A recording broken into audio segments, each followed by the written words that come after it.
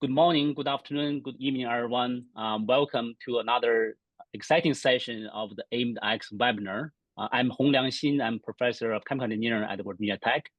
So we are really excited to have two outstanding speakers from MEDA's fundamental AI research fair chemistry team.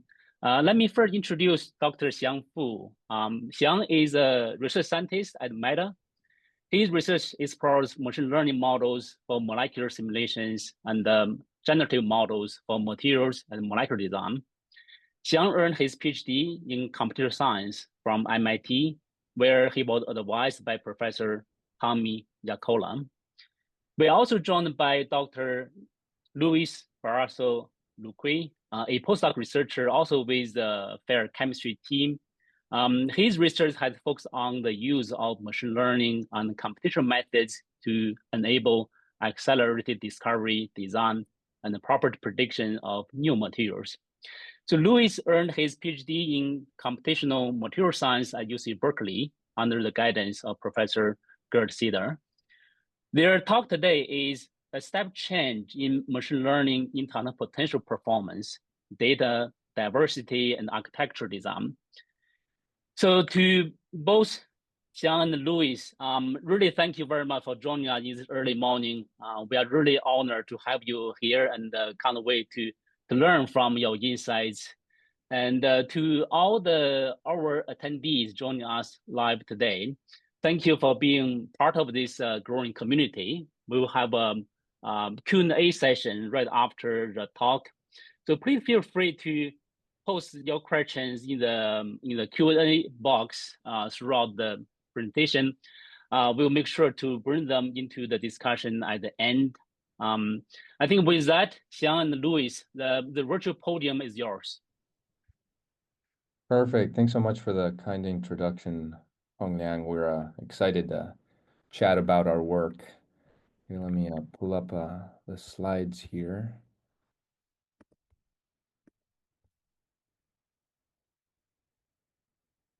Okay, that everyone can see that? Yes. Okay, perfect. Okay, well, thanks again for the introduction. So I'll start giving our talk, and then Xiang will take on from there. We'll be talking in basically a step change in machine learning interatomic potential performance. We'll talk about data diversity and architecture design, two things that we are working at the team at Meta. So without further ado, let's get started.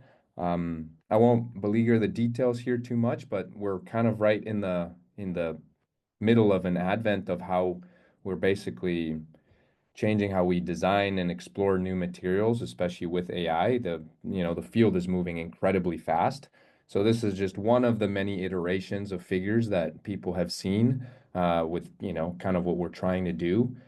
We can now simulate in the millions of compounds with DFT and use that to train machine learning potentials. In this case, machine learning models. In this case, we'll talk about potentials, but you can train generative models as well. You can use that to then explore much larger chemical spaces and structural spaces than we had if we were just doing DFT.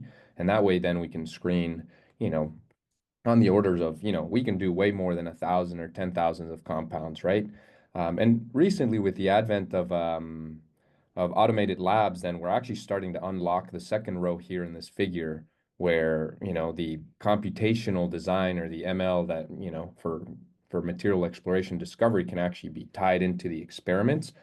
There's honestly still a gap. We won't actually talk about it in this presentation. We're really going to talk about more of the first aspect of this, simulating and generating these data sets, and then training machine learning models to be able to do the exploration, right? The materials discovery and the property prediction for basically the properties that we care about, the materials that we're looking for. So first, let me start off why Meta cares about materials discovery. We kind of divide it up into two camps. There's the internal applications and products, and then the external part. So internally, we really care about discovery of materials specifically because Meta is really focusing on augmented and virtual reality hardware products. So if people have heard about, have seen the Quest headsets or more recently, the Orion prototype glasses that came out for augmented reality. There are a lot of materials challenges there for specifically for displays and lenses, right? We want to really push the field of view, how light it can be. So we're really looking at, materials for optical applications, right? We start to care about mechanical properties as well. We care about the density, whether they're crack resistant, how heavy they are. So it really becomes a big materials challenge for us internally that, we're starting to use AI to, search for and develop new materials that could basically unlock technology. And then on the other side, especially most of our open research, the team is actually very passionate about climate and renewable energy applications. So a lot of you may know us from, the Open Catalyst project, which was kind of how the team got started, specifically, to develop a large data set and machine learning models to, help in computational catalysis. So there's been a lot of work with that, especially, if people know Zach Ulisi, that's kind of how the team started. And that also allows us to engage a lot with the community with things that we're passionate about, develop data sets and new models. So one of the approaches that we've taken that has seemed to work really well, if we develop open data sets and open models, especially the open data sets, the community really, it really pushes the state of the art by letting everyone openly develop models with the access to data. So basically not having a data moat. So this has been what we've seen with previous projects like Open Catalyst 20, OC20, and Open Catalyst 22. So this is showing the absorption energy mean absolute error for prediction for different models throughout time for both the data sets. And as you can see, there's been a lot of progress made since the project started back in 2020. Now, currently, at least to the point of this figure is slightly outdated. This model, Equiformer V2, is basically still one of the best. And I mean, what I want to say is like Equiformer V2 was a collaboration with Tess Schmidt group at MIT and scientists here at FAIR, Brandon and Abhishek, who was at FAIR as well. But it was an open collaboration, and that currently, or was one of the best models. There's also now this new model that was recently developed, and this is Eric with a DT at Berkeley. And this is a model that, basically they developed, but they had access to, the OC20, OC22 data set to train and iterate. And now that is one of the best models out there. So this is kind of what we've seen, right? Like if the data is open and the research is open, then it really pushes the state of the art much faster than if, we were doing it by ourselves or the data wasn't open. So that's one of the main motivations for us to have open data. So in the space of, that was for Open Catalyst, in the space of inorganic materials, at least, less than a year ago, maybe, before October, there was a large gap in the open data sets that could be used for training models to predict bulk inorganic material properties. Most people were using this MP trajectory data set, which is parsed from the Materials Project relaxation paths. And that has about 1.6 million structures, right? Not materials. This is how many ionic steps there are in all the relaxations. And that's basically what that's what, maybe you've heard of models like M3GNet or ChargeNet or even MACE. They were being trained on this data set. And kind of around the same early last year, and maybe the year before, two proprietary models, Genome and MatterSim, came out, and they were training on very, very large data sets. And then, we noticed there was a big gap, right, between what open models and open research could do and basically what these two models trained on closed data set, but at much larger scale were getting. And so that really, to us, seemed kind of like a blocker for developing much better architectures, right? It's not even so much about the data. It's like, people couldn't really see if, say, MACE or any other architecture could be as good as these two just because they didn't have access to the training data. So then this is kind of the motivation that we had for developing this open materials project, where we generated above 100 million non-equilibrium structures. So a lot of high forces and high stresses. A lot of the applications were, as I mentioned, a lot of us care about open climate applications. So, renewable energy storage, catalysis, batteries. Internally, we care about optics and electronics, a lot of different, just a lot of different applications. But the main motivation was to basically unlock the ability to develop and push the state of the art and what we could do with machine learning potentials for discovery and materials property prediction. So I'll talk a little bit about the generation because it'll become important. So the data set is composed of three ways that we generated data. The first one we called Boltzmann sampling. So what we did is we started with basically relaxed structures from the Alexandria data set, which is a data set was generated by Miguel Marquez in Germany. And so we started from those relaxed structures. And then what we would do, we would rattle atomic positions and slightly distort cells as well. And for the Boltzmann sampling, what we did is we had a preliminary model that was trained on OC20 and fine-tuned on Materials Project. And we would basically compute the predicted ML energy of those distorted structures and then use a quasi-Boltzmann-like sampling, right? Where we would do basically a softmax and pick 5 to 10 structures that were rattled from the same ground state structure. Then we ran ab initio molecular dynamics at very high temperatures. We ran it at 100K and at 300K as well in both fixed size, volume, and temperature, and also fixed pressure. So we ran NVT and MPT ensembles as well, and then we sampled from those trajectories. And then the last thing that we did, because we didn't want to lose that much ground state information, because in the end, right, what we really care about is predicting the properties of close to equilibrium materials or equilibrium materials. So we would basically do the same procedure where we'd rattle positions and distort the cells and then relax back. So that could have maybe relaxed back to the original structure, but if the rattling and the relaxing was, sorry, the rattling was a lot, then it may have relaxed somewhere else to another structure. So at the time when we did that, we basically generated OMAT and we trained the Equiformer model from had been developed for the open, at least for the Open Catalyst project, which has been tested that.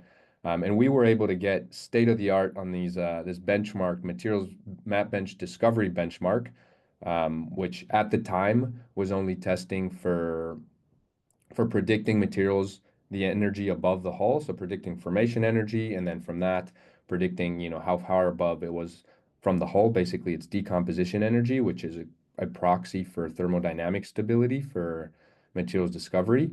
And so at the time of release, with the data set, we were basically able, so I don't actually have MatterSim here because it'll come out later, but compared to the proprietary one before Genome, and at the time Orb had just been released, we were basically able to unlock a new state of the art in the accuracy of these energies above hull that got us basically at 20 MeV per atom, which starts to get close to DFT noise. And what's been really exciting since then is there's been basically kind of what we were hoping for. There's been a lot of open, extremely quick development of new models. And as we can see, like a lot of those new models trained on the OMAT24 data set, or this DPA trained on OMAT24 plus additional data that they added. And so people have iterated, and now they've basically unlocked this new state of the art and how accurately we can predict energy above hull. So that has been something that's been very rewarding and very exciting to see as it has come out. This last model is, Xiang will talk a little bit more about it. That's a model that we also released as well. That is basically getting pretty close to state of the art. But what the point of this figure here is to see that basically generating OMAT24 allowed us to unlock basically democratize how open research could push the state of the art for machine learning potentials beyond what was just available with Materials Project Trajectory or Alexandria. So one thing that I would say is, so for bulk inorganic materials, there's a ton of more open data sets than Materials Project. And actually, if you actually count the number of materials and the number of trajectories, this amount of data is actually very large. It's larger than OMAT 24 itself. There's data sets like OQMD, Materials Cloud, AFlow, Materials Project, Alexandria. If you tab them all up and you get all the relaxation trajectories, you could build a data set that's bigger than OMAT 24. But what we claim is you won't be able to train a model as good as if you used OMAT 24. The reason here is the data diversity, right? The non-equilibrium structures, the high temperature, high pressure sampling. That's what can really unlock, basically a new state of the art and like a prediction accuracy. So another motivation for OMAT 24 was we had looked at a paper by a former colleague of mine, Bowen, who he's the author of ChargeNet, who actually started analyzing a lot of these machine learning potentials that were trained on relaxation paths like Materials Project. And what he noticed was this effect that he called softening, meaning that if you look at the figure here on the left, there's the potential energy surface. And this was the DFT potential energy surface. And with relaxation trajectories, you would only sample close to the equilibrium, so these yellow points, and you would really miss these red points. So then the machine learning, the potential energy surfaces that was learned would do really poorly once you had these points of high force or high energy. Basically, it would flatten out the potential energy surface or soften it, if it was away from ground states or equilibrium points. And he did actually, he basically measured it by, predicting force under prediction for a lot of these models. And he knows it was systematic. All models would underpredict in forces, would underpredict also in, out of equilibrium energies like surface energies or defect energies. And then also underpredict phonons. So phonon frequencies would also be softened. So there's two ways that you could overcome these limitations of near equilibrium data. The first one is basically by doing denoising or data set augmentation, right? As you're training or as a pre-training step or as you're training, you can basically use the non-equilibrium. Basically, you can expand your data set. You do data set augmentation. For the denoising is you can use maybe Materials Project trajectory as well, right? Where you have the different forces and a subset of the data set you add noise to, right? And then you learn that you basically learn to denoise those structures. And so it's basically a like a synthetic way of doing what we did for OMAT, which worked really well. We actually trained some models using this denoising pre-training on just Materials Project, and they actually, work really well in improving model predictions. But the other way that we could do it is the way that we do it with OMAT 24, which is basically actually, generate data that is, high of equilibrium, generate those red points that are, of higher energy. And what we notice is when we compared the two, the data set augmentation with models trained on OMAT 24, OMAT 24 does a lot better. And we also tried basically, what if we use both of them together? We use the denoising plus OMAT 24.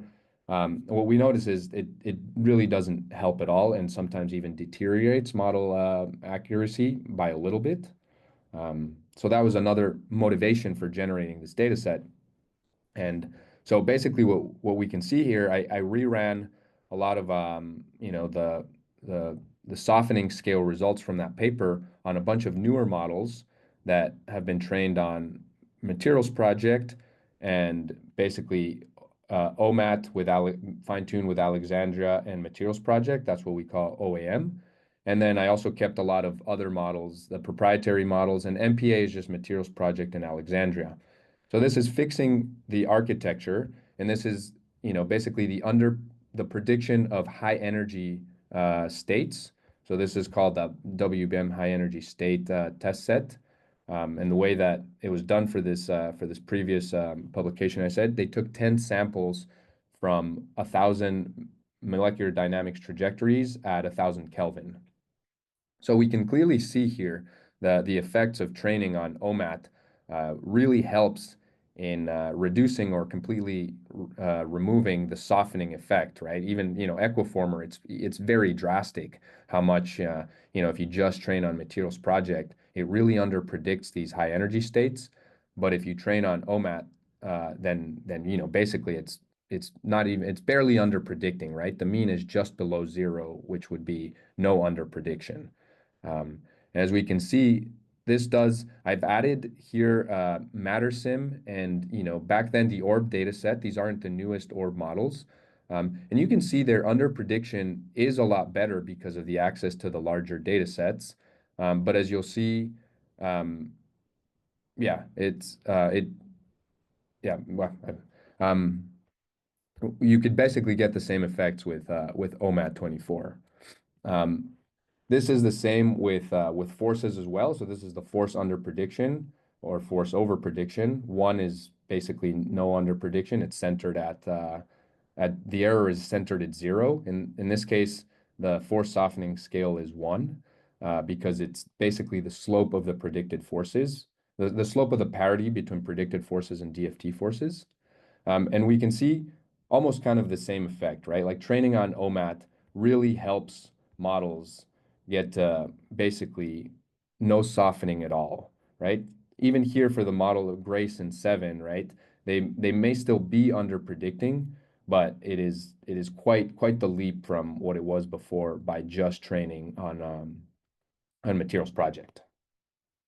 So with that, I'll pass it on to Xiang so we can talk a little bit more about the architecture designs once we have this data set, how we get to even better models by trying to get the best out of the data set. Thanks, Louis. Just one last thing to add to the discussion about is the models that Louis just presented.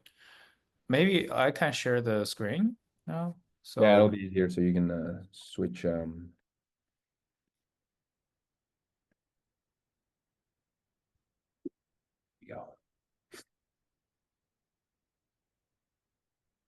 I'll see the slides.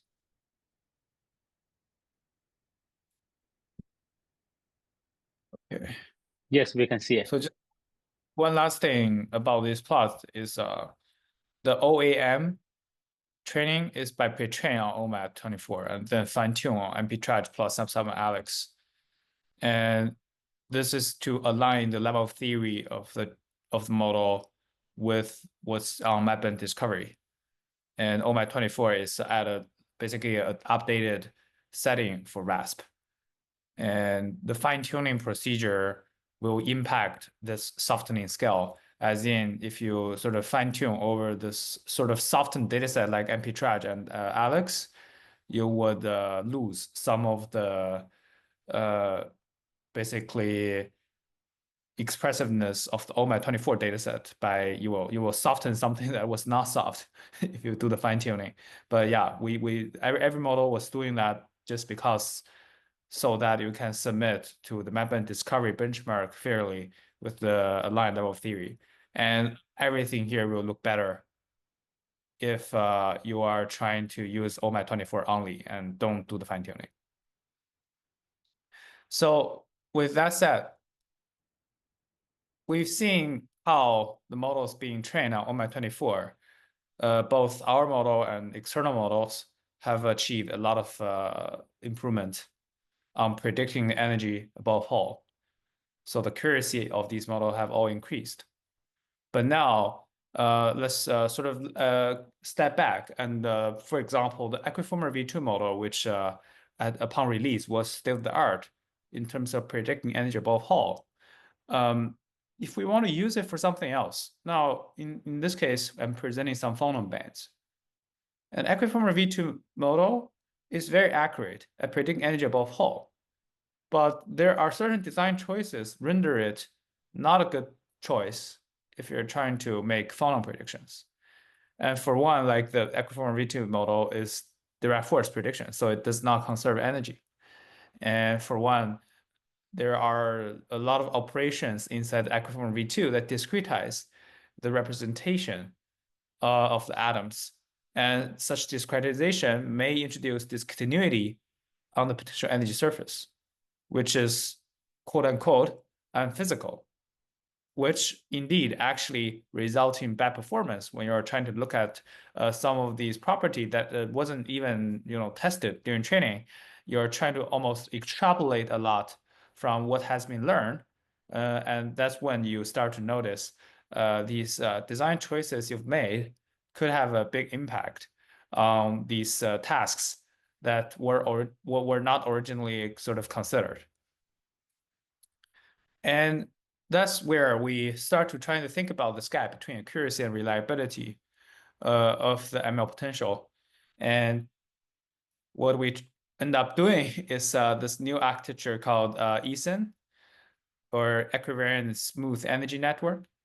And when you train on the same data set, you see ESEN is able to make a lot better phonon bands. And here, as you can see, when we change the color of these bands is when we sort of change the displacement you use when computing these bands, as you're trying to use like a finite difference calculation, four-set calculation to get these bands. As we sort of reduce the displacement, you're expecting the phonon bands to converge. And that's indeed the case for the new ESEN model, but not the case for the Equiformer V2 model. So what happened in between?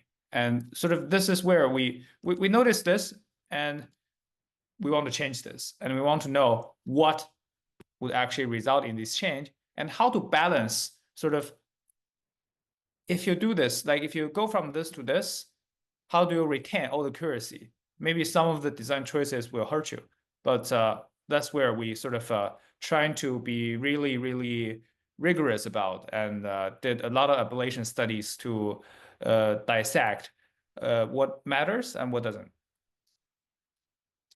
So if we take a look at the performance on the MLIP discovery benchmark and try to align that with the test set energy error of a couple of models, what do we see is a very, very strong correlation between the two. That is, if you get a lower energy error on your test set, which is really, really easy to evaluate, like you can just run the single point calculation over your test set. And then you will see you have a very good sort of correlation between that and the F1 score, which is the primary benchmark on the MLIP discovery. But this is not true when you are looking at these properties that are related to phonons. For example, the kappa SRME is a measure about thermal conductivity, which is sort of derived from the phonon properties. On the right-hand side, we have this entropy, vibrational entropy, MAE. So again, it's a property derived from the phonon bands. So if we start to look at these two properties, we see the correlation between your test set performance and the actual performance in this physical property prediction task no longer hold. You can see, especially these crosses are really far from being relevant in terms of like the correlation between the two metrics. So why is that? And on the left-hand side, we're plotting for the same set of models, what's their performance if you're trying to run MD with these models. So if you start to try running some, so these MD are sort of challenging MD where we, choose a sort of long time step that is, so DFT may use like 5 femtosecond for sort of a copper system. And that's sort of what we use. So the MD setting here is chosen to be similar to what you would use for the underlying DFT. And with such a setting, which you expect, the DFT should conserve energy. How do these models perform? And you see some of these models by design, or maybe by like some subtle design choices being made, don't really conserve the energy during these MD simulations. And many do. So you see here many energy. So here, these are NVE simulation. You really expect to conserve it. And you will see many of these models are flat here. And the 3 models that are not flat, which have sort of a greenish color, are also the models that have really bizarre correlation on the right-hand side. So this is suggesting there's some relationship between whether a model can conserve energy in an MD simulation and how you may extrapolate them in harder tasks such as phonon. So once you notice the sort of relationship between the conservation properties in MD simulation and these physical property prediction tasks, you start to ask, okay, there must be something about MD's conservation that have some underlying mathematical explanation about why this matters. And this is where let's take a look at some of these older results. This is from Harrier 2003, sort of a theory paper about the conservation property of the integrator that people use in MD. So in this case, it's just like a straw over late. And well, what makes an energy function conserve energy in a Verlet integration? We will see on the left-hand side is the conservation error. On the right-hand side, you will have two terms. The first term being the thermal fluctuation. So this is something you expect once you integrate the Newtonian motion equation of motions, you will have this fluctuation that's dependent on your time step size. So here delta t is the time step size. And the second term is the long-term drift. You can see this big T here, this capital T here is sort of the total simulation time. And delta t to the power of n. So here n is how many times can you differentiate your function, your energy function. So the delta t n is something sort of a constant-ish because once you've chosen the time step, this term is there. And what you really care is sort of the second term and what dictates that constant of Cn. So that's what is dependent on the property of your energy function. So it turns out in this term, the Cn is actually a term that's bounded by the bounds on the higher order PES derivatives. That means if your energy function is smoother, in that you can differentiate many times, this bound will be tighter. Or if your PES varies slowly or varies smoothly, that means your PES doesn't have very high derivatives. It doesn't change very drastically. It changes always slowly, and that you can sort of understand it as a Lipschitz constant for your function. That will also make this bond tighter. So in the end, what makes you conserve energy better long term is dictated by this constant, which is smaller if your energy function was smoother.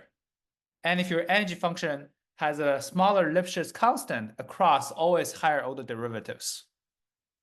So with that said, what motivates you to now, okay, my function does not conserve energy. What should I do? This theory actually gives you some insights into what should you do. You should make your function higher order differentiable. You should make your function differentiable at second order, third order, or higher. That'll be better. And you don't want your function to vary so quickly as you change the position of the atoms. So that entails things like if you're using a radial basis function to embed the distances between atoms, you may not want to make that function super sensitive. You may want to make that function a little bit sort of smooth in some way and sort of blurred out in some way. So this really gives us, so the theory, what's kind of interesting here is the theory, although maybe, kind of distant from the actual practical implementation of machine learning force fields, really is guiding us here about what are the knobs we should sort of try. And the first thing first, so now we start to discuss like what's happening in your machine learning force field. So here theory tells us we should get bounded derivatives and be smooth. So what we actually need to do, what are the actionable? We are trying to implement the machine learning force field. What should you change? So these are the design choices for a smooth potential.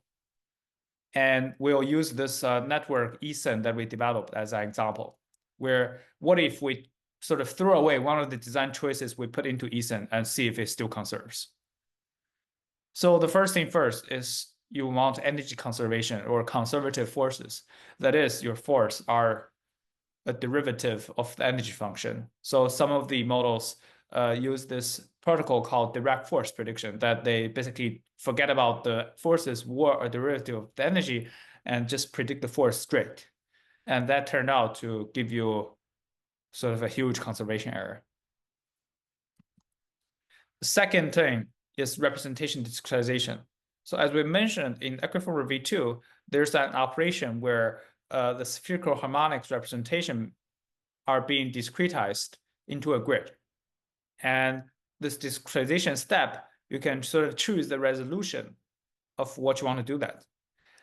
So you can do the same thing with ESIN. And with ESIN, you will see that discretization will also break energy conservation in your MD simulation, although not to a huge extent. And as you increase the resolution of the discretization step, you will actually recover the conservation property.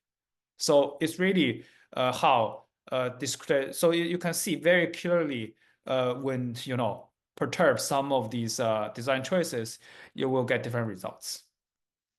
The next is a cutoff-based graph.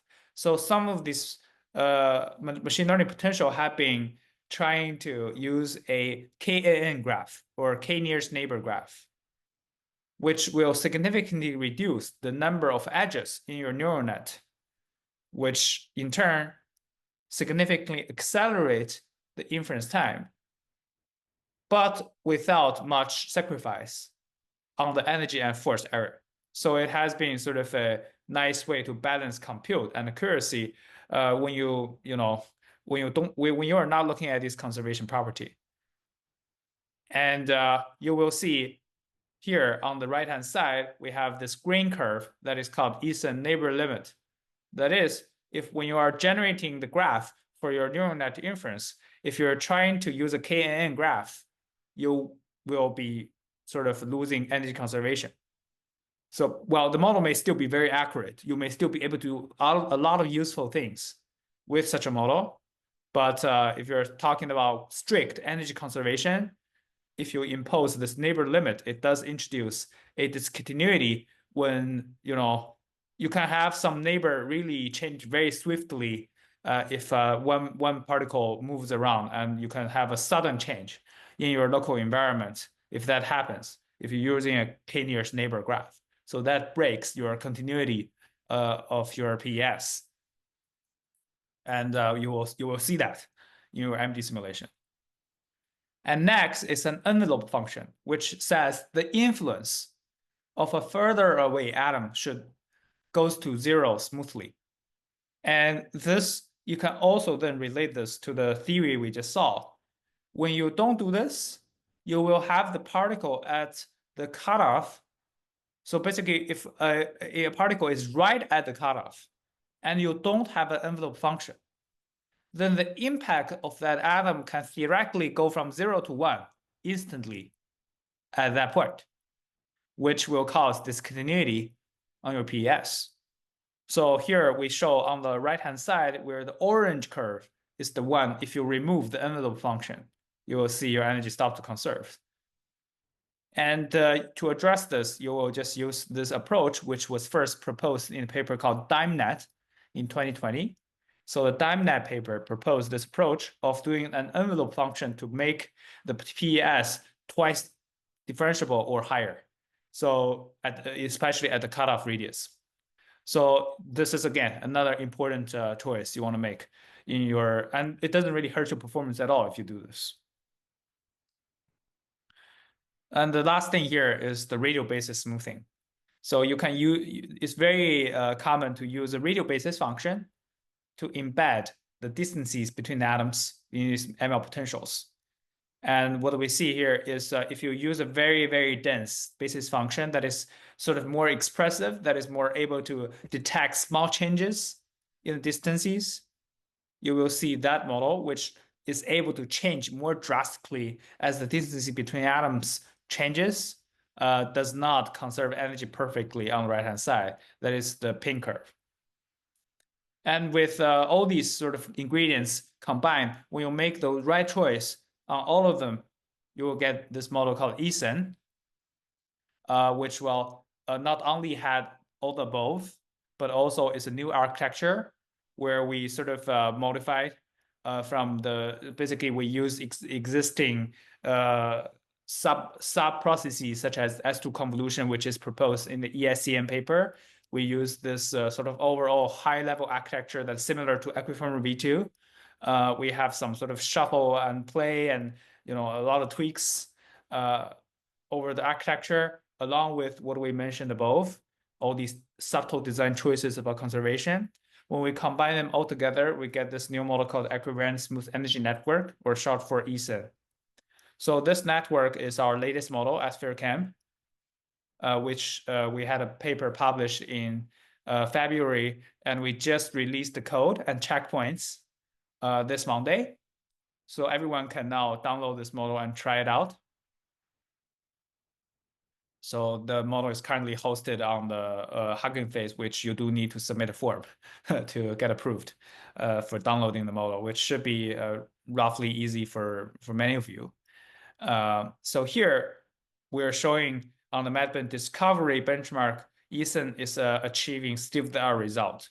So this table is about compliant models. So compliant models are the ones that are only trained on the MP trajectory dataset.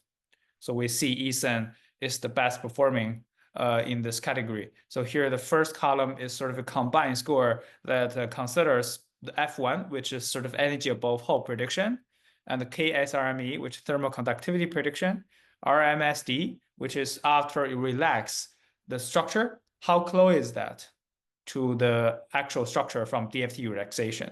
So here F1 is higher the better. MAE is sort of the energy above Hall prediction error.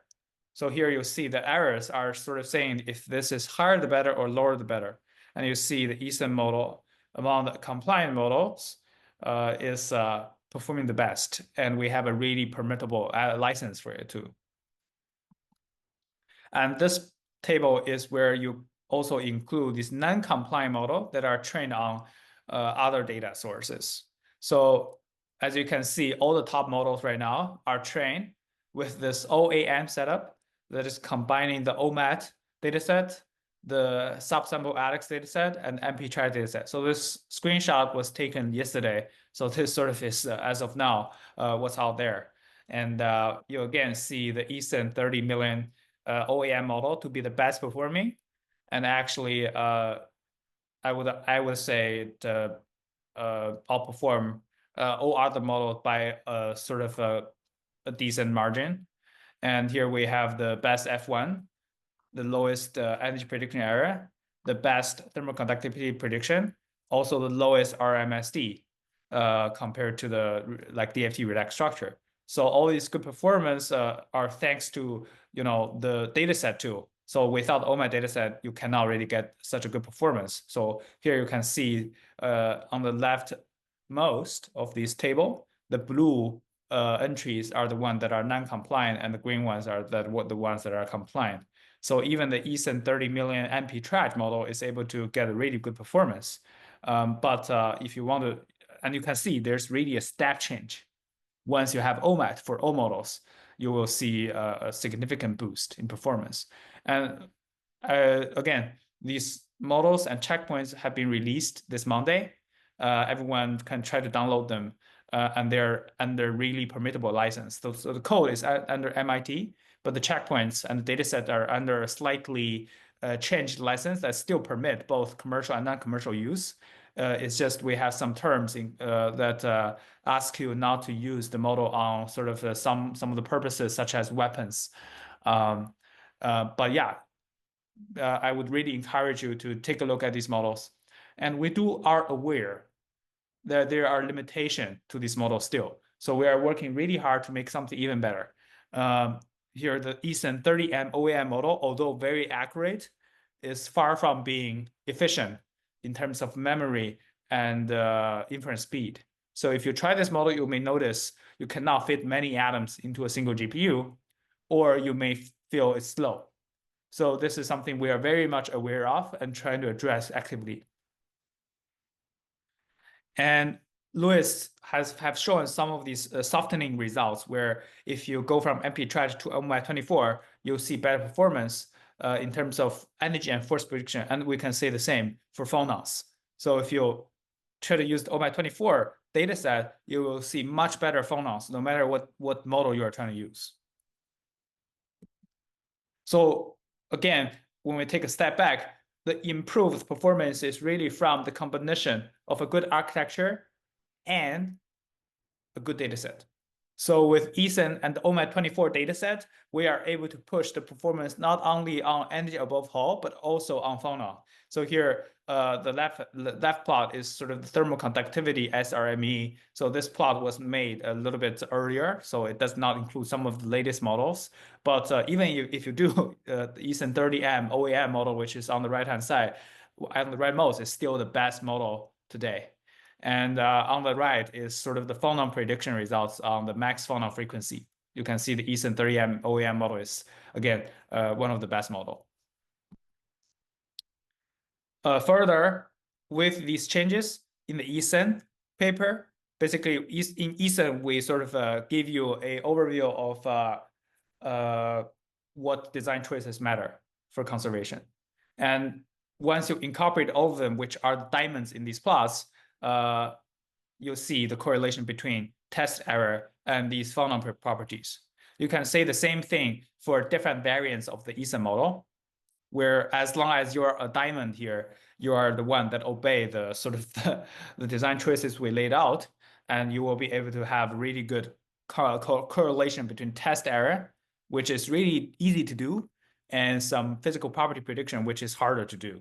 So you will be able to develop your model at a faster pace as long as you satisfy these sort of design choices, and then you can sort of develop your model by just trying to reduce the energy error, which we believe is somewhat impactful in helping everyone to, make advances in model development faster. And we also want to notice some of these crosses, although they don't conserve energy perfectly in MD, may still give you really good performance in these property benchmarks. But just if you want your model to be really, really reliable and really, really safe across many applications, Diamond seems to be the right choice. But yeah, we are not sort of ruling out the usability of the ones that don't perfectly conserve energy. They may still be very useful in many, depending on the task you're trying to attack. So with that, we are wrapping up here about our presentation of the OMAD24 dataset and the Eason model architecture. And I would like to thank the organizers for giving us this opportunity to present, and thank Luis for part of the presentation. Also thank the entire team, as the work above are sort of the collective work from the entire team. And it won't be possible without the sort of everyone in the team and the resource at Meta. With that, yeah, I want to leave the time for the Q&A. Thank you. Great. Thank you very much, Xiang and Luis, for the excellent talk. So we have a few minutes for Q&A. So please just submit questions to the Q&A box. If you prefer to ask in person directly, you can raise your hands and we'll get into there if we'll try our best to go over all the questions.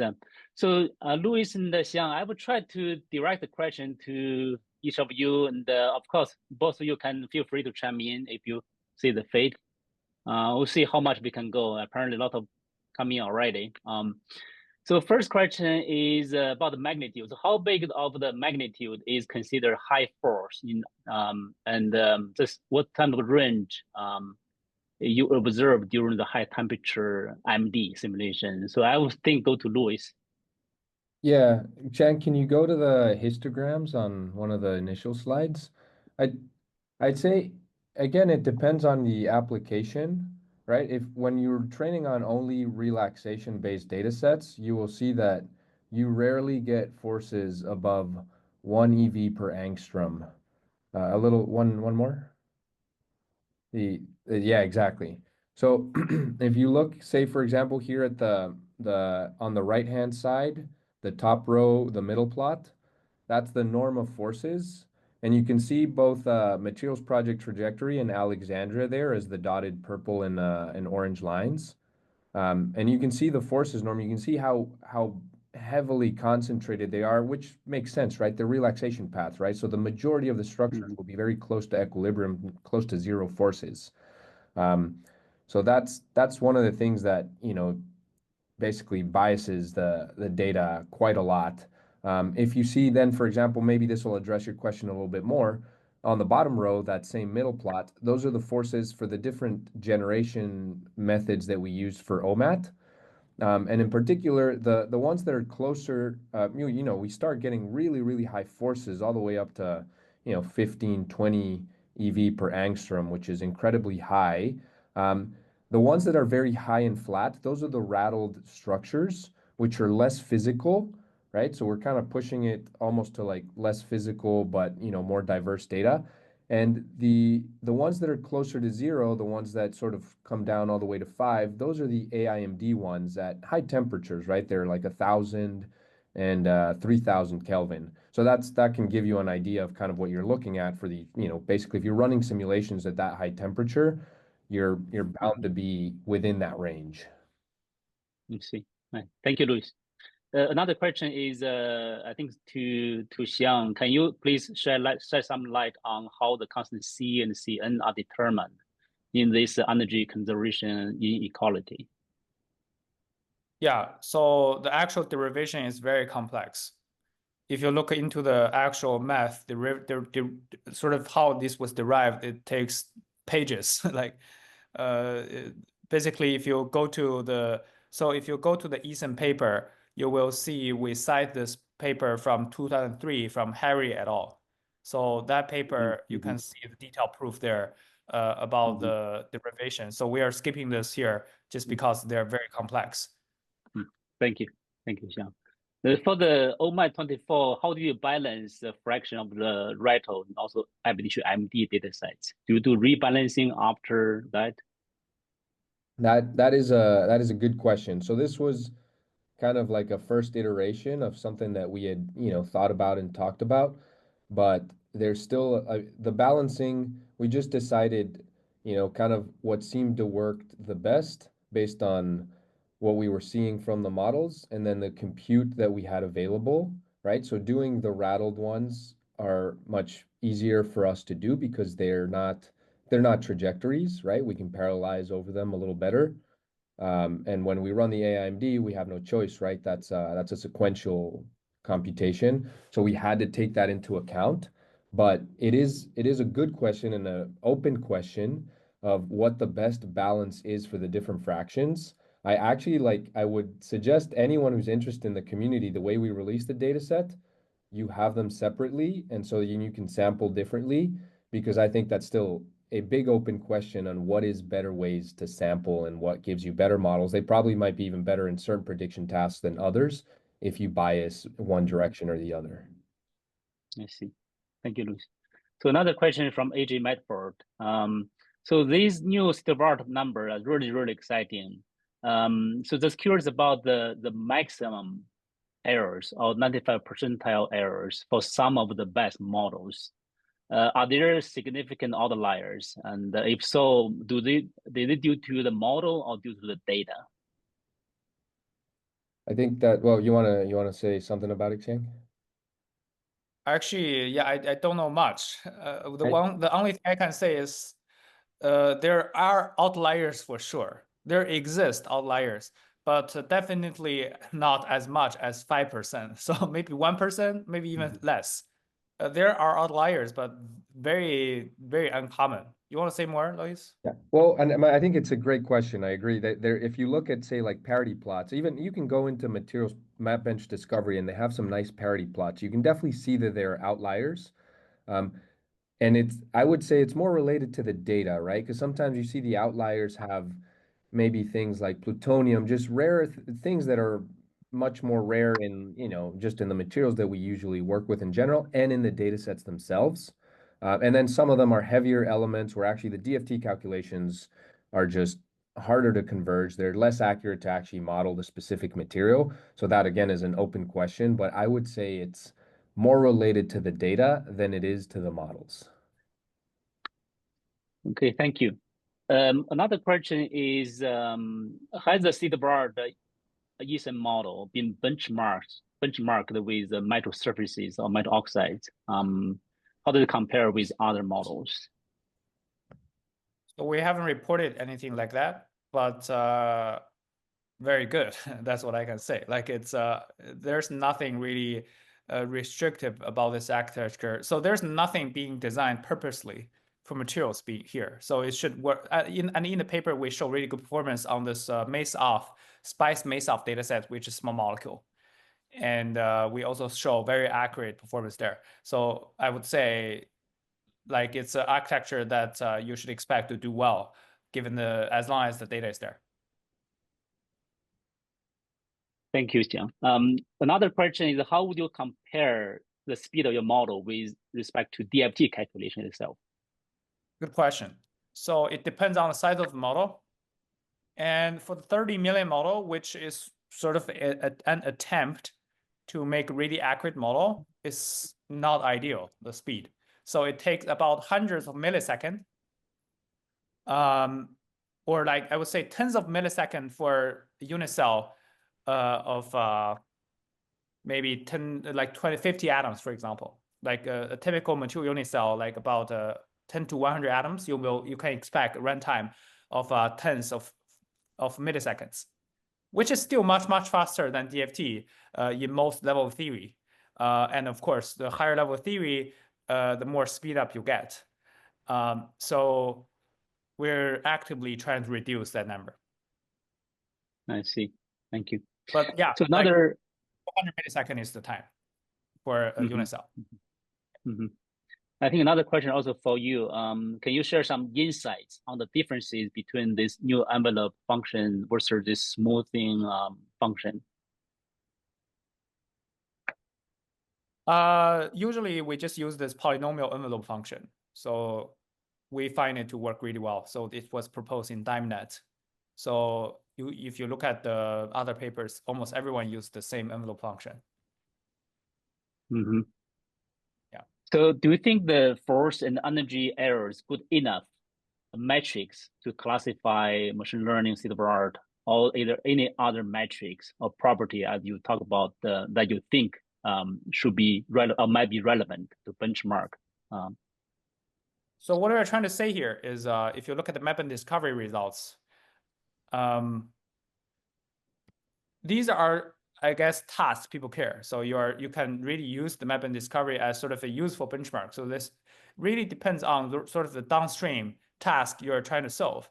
And what I'm trying to say is force and energy errors may not be good metrics on their own, but you should always be thinking about something downstream, something actually useful. But you may be able to use force and energy error during development to see the relative change of performance as you are sort of improving your model. And that's where we show these correlation plots where, the y-axis is what you actually care, and the x-axis is like, the test error. So with this correlation, what's I think the message here is, although the x-axis is not what ultimately you should measure your model for, you might be able to use them as a proxy when you're trying to make the model better. I see. As long as you satisfy proper design choices, that's the crux. Yeah, agree. Another question to Luis. So how do you make sure the structure in this database are physically and chemically meaningful? That's a good question. So I'll start with at the end. At the end, we did filter out, we kept really high forces and stresses, but we did filter out things that were unphysical and beyond. I think our cutoffs were just slight. I mean, for energy, it was ever so slightly above 0, and forces, I think we may have done maybe 50 EV per angstrom, which is really high.